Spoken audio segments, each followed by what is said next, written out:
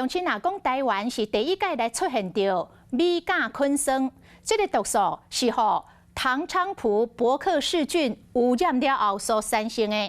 啊，这个毒素生团的条件真严格，温度都要伫个22度到38度之间。啊，这个酸碱值袂当比6较细，尤其是油会当大大来增加着米甲昆酸生成的数量。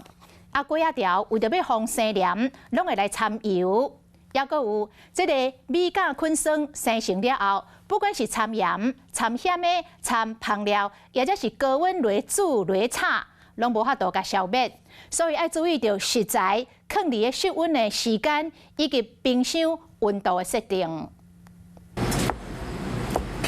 QQ 的粿条生产出米甲昆酸，正做地面餐点。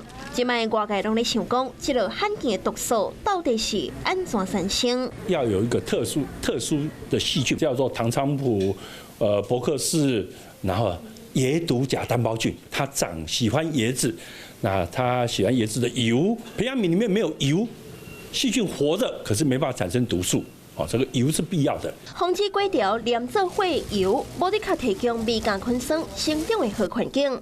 要发芽出米甲昆酸大概需要3天，通常是无完全发芽，温度就要伫22到38度之间。食物保存伫室温，就要特别注意，酸基值要当伫6以下。生长的时会惊盐，也有香料。你后面加的盐巴什么都没用，就是它在生长期之间就要加进去，你才能抑制这个细菌生长。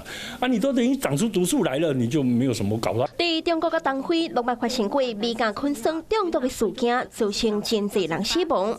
后续嘛查出发芽甲食材的保存有问题，要安怎避免生产出米甲昆酸？食物的保存环境是关键。第一件事情是说，好好用冰箱，冰面就不要乱堆到温度升高，那不要因为要省电费把冰箱关掉，物流送到这边，你不要给它在外面摆1个晚上。啊，当然你如果加上发酵的管控、pH 值的管控、盐度的管控，甚至加新香料，这个再都可以抑制它了。用热来杀菌对米甲昆酸不好，那是产生毒素，后续料理加烹调嘛无法度消除米甲昆酸。